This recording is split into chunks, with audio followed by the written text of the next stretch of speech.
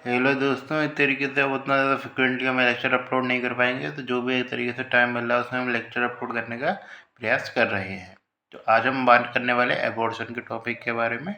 Abortion के बारे में बातचीत करें तो इसके जो 4-5 टाइप होते हैं उसके बारे में बातचीत करेंगे। तो उस पर पहले मैं थोड़ा बताऊँ तो भूमिका के रूप में बता देता हूँ। तो इस तरीके से ये ज़्यादातर इसमें कि कब कहते हैं, एक तरीके से अबॉर्शन कब कहेंगे, अबॉर्शन कहेंगे यदि प्रेगनेंसी लॉस हो रहा है, यदि किसने यदि 20 वीक से कम है। पहले एक तरीके से 28 वीक्स के बाद यदि बर्थ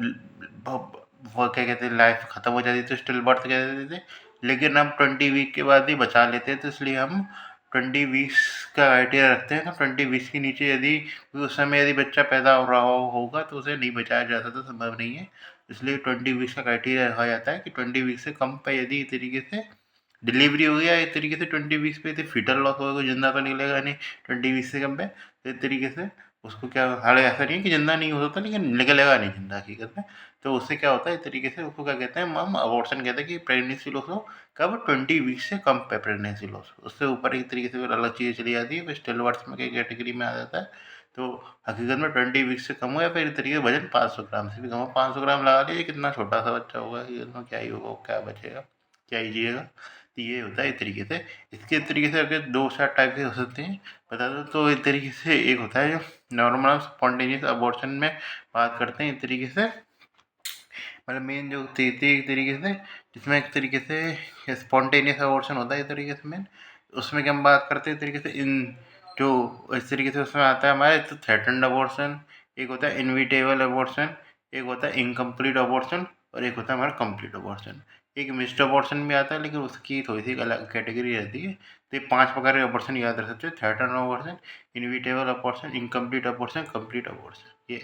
इंसिडेंस में आता जाए मोस्ट कॉमन कॉज क्या रखा जाता है तो उसके लिए, तो वो रहता है foetal chromosomal anomaly, most common cause होता है। और उसमें भी आप देखिए कि मोस्ट कॉमन इस तरीके से क्या हुआ, इस तरीके से अनोमली में ये एनोप्लॉइडी होती है, मोस्ट कॉमन अनोमली होती है। फिर उसके बाद आता है मोनोसोमी है, फिर ट्राइसोमी 16 रहती है इस तरीके से। ये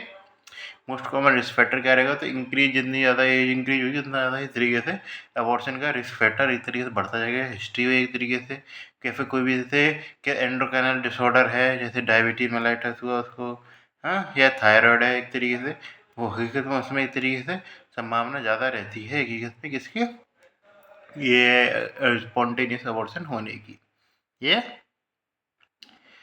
या फिर और थोड़ा सा बात करते हैं क्रोमोसोमल अनोमली, जैसे स्ट्रक्चरल अनोमली आ गई, तो कॉन्जेनिटल में सेप्टेड यूट्रस है, सेप्टेड या बाइकॉर्डिनेट यूट्रस है, हाँ, या प्लासेंटा कॉज वगैरह भी हो सकते हैं। ऑटोइम्यूनिटी इन्फेक्शन ये भी होते रहते हैं। ये इसमें आगे क्या क्या चीज़ देखने को मिलती है, मेन जो आपको देखने को मिलता है इस तरीके से वेजाइनल ब्लीडिंग देखने को मिलती है। क्योंकि प्रेगनेंसी के टाइम में ब्लीडिंग दिखना है कि यूजुअल घटना तो नहीं है ना, वैसे तो ब्लीडिंग होती है, लेकिन प्रेगनेंसी के टाइम पे तो होना कोई भी यूजुअल घटना नहीं, तो एक तरीके से वेजाइनल ब्लीडिंग होना इस तरीके से मोस्ट कॉमन घटना होती है। डिफरेंशियल डायग्नोसिस बना सकते हैं, जैसे एक्टोपिक प्रेगनेंसी में मिल जाती है, एंटीपार्टम हेमरेज हुए, एंटीपार्टम हेमरेज उसमें बाद की कंसिडरेशन में आता है, लेकिन प्रेगनेंसी के टाइम में मिल सकता है, लेकिन उस टाइम पे उस टाइम पर इस तरीके से एक्टोपिक मोलर प्रेगनेंसी के टाइम पे ही मिलता है ज़्यादातर। इस तरीके से क्या होता है, जिसमें हम कंसिडर करते हैं ना RHNT देना, तो इस तरीके से उसमें ब्लीडिंग होती है, तो मिसिंग होने की संभावना रहती है। ये तो पिछले लेक्चर में बताया था तो मैंने, तो ये चीज़ टाइप क्या क्या होते हैं, एक एक करके टाइप की बात करेंगे। तो सबसे पहला आता है हमारे जैसे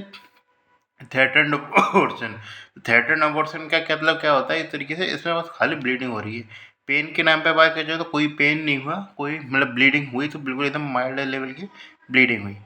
जो इस तरीके से हम OS हमने चेक करेंगे, हर चीज़ में क्या क्या चेक करेंगे, तो ब्लीडिंग वगैरह चेक करेंगे, इस तरीके से ब्लीडिंग पेन ये चेक करेंगे, वो और ओरिफिस चेक करेंगे, इस तरीके ओरिफिस, और क्या चेक करेंगे इस तरीके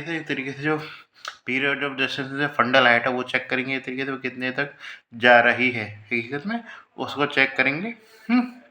और मैनेजमेंट के बारे में बातचीत करेंगे इस तरीके से थोड़ा सा ये।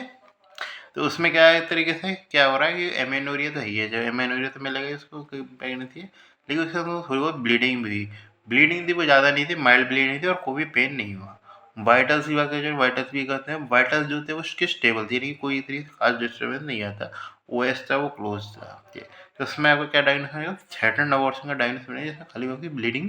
हो रही है, कुछ ज़्यादा कुछ खास और देखने को नहीं मिल रहा है। तो इसके अंडर में क्या करेंगे कि ब्लीडिंग हमें कुछ भी एक तरीके से फीटस बाहर नहीं निकला है, इसका मतलब वो थोड़ा बहुत प्रक्रिया ही स्टार्ट हुई है, तो हम उसको क्या कहेंगे, इस तरीके से कुछ भी कहेंगे कि जो थ्रेटन वाली कंडीशन होती है ज़्यादा, जैसे हम कहते हैं ना प्रेग्नेंट वुमन को आराम वगैरह कराया जाता है, हकीकत में ज़्यादा काम नहीं करवाया जाता, तो ये जो होता है ना, थ्रेटन अबॉर्शन होने की संभावना रहती है, तो ज़्यादा काम करवाया जाता है, उससे कह देंगे कि धीरे रेस्ट करो, ज़्यादा ज़्यादा काम करने की जरूरत नहीं है हकीकत में। तो खासतौर से आसपास के लोगों को बताना चाहिए, क्योंकि प्रेग्नेंट में अपने तरफ से काम नहीं देते, आसपास के आदमी काम चक्करों में काम करना पड़ता है। ये तो इसलिए कहा जाता है ज़्यादा से ज़्यादा एक तरीके से इसको बेड रेस्ट कराया जाए, ये और कुछ खास चीज़ें करने की ज़रूरत पड़ती नहीं है, प्रेगनेंसी कंटिन्यू कर जाती है अपने आप से। दूसरी कंडीशन जो होती है एक तरीके से इनविटेबल, इसका मतलब एक तरीके से प्रेगनेंसी लॉस है वो स्टार्ट हो गया है। इस कंडीशन में क्या मिलेगा, मेनोरिया वगैरह है, इसमें माइल्ड ब्लीडिंग मिलती है, ये बात है, लेकिन इसमें आपको एब्डोमिनल पेन भी देखने को मिला, उसमें पेन नहीं देखने को मिलता, इसमें क्रम्पी एब्डोमिनल पेन देखने को मिलता है। वाइटल्स स्टेबल है, इसमें पीरियड ऑफ जेस्टेशन है वो एक तरीके से क्या है, उसके बराबर ही है, फंडल हेड के बराबर ही है। इसमें क्या है, लेकिन इसमें जो है वो ओरिजिनल ओरिफिस जो होता है एक तरीके से वो खुल गया है, बंद नहीं है इसमें, वो खुल गया है,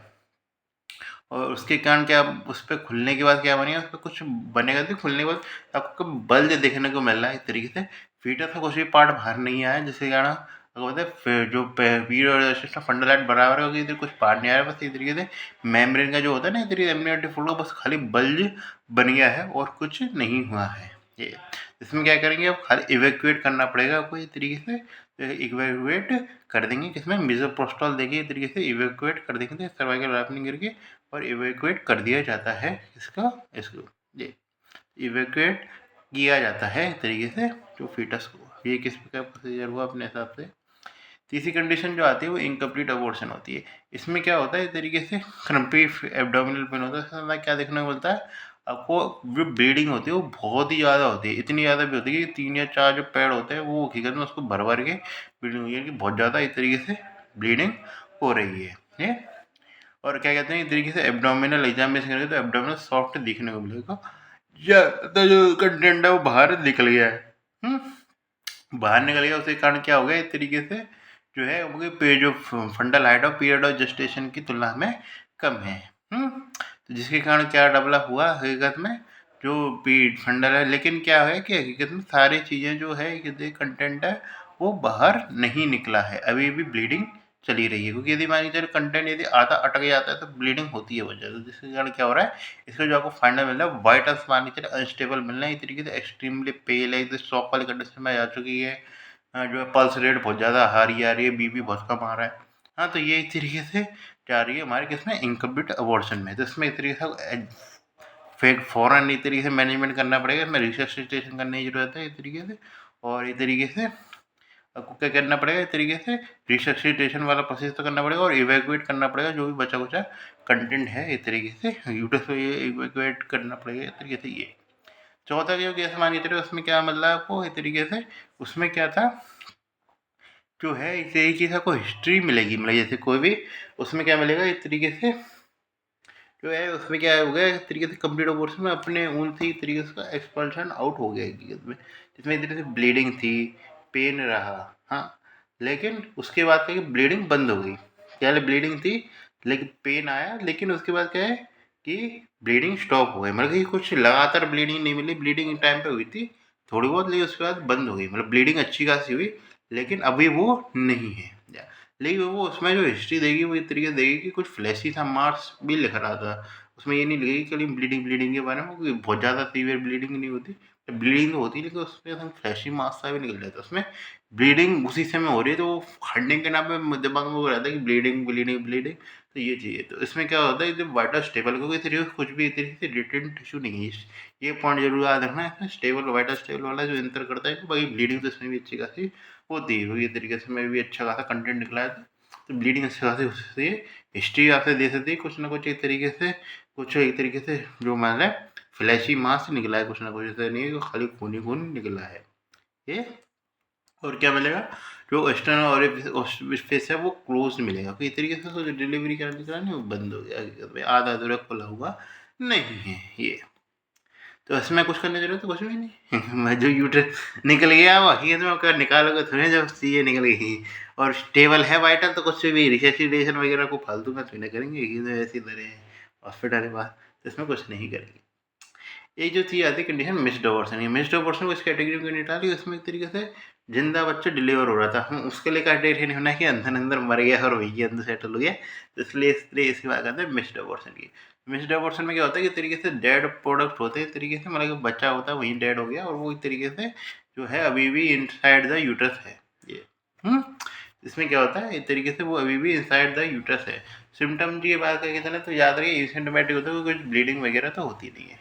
याद रखो कि माइल्ड लोअर एब्डोमिनल पेन देखने मिला। इसमें जो कोई ध्यान रखने की वाली बात है वो कहते हैं ब्राउनिश वेजाइनल डिस्चार्ज है, तो brownish vaginal discharge important point है, याद रखना ये चीज़ मिलेगी। जिसमें उसका आपको मर गया है तो उसकी ग्रोथ तो हो रही है, जिसका साइज ऑफ यूट्रस है वो पीरियड ऑफ जेस्टेशन से कम मिलता है। याद रखिए लेट डायग्नोसिस तक इसके बाद में हम छोड़ देते हैं, क्योंकि बाद में मरा वो कंसिडर नहीं करेंगे, हकीकत में शुरुआत में लाइफ ही नहीं आती उसकी, ठीक है। तो इसलिए ज़्यादा लेट डायग्नोसिस होता है तो हकीकत में उसमें ऐसा नहीं कि उसका साइज कम हो जाता है, बस ये कि वो साइज जितना ज़्यादा ग्रो होना चाहिए तो पीरियड ऑफ जेस्टेशन नहीं हुआ है। तो यानी कि हो सकता है कि हम डायग्नोसिस हो सकता है 24 वीक पे कर रहे हो, मर वो 8 वीक पे गया हो, तो स्थानांतर आ सकता है आसानी से, ठीक है।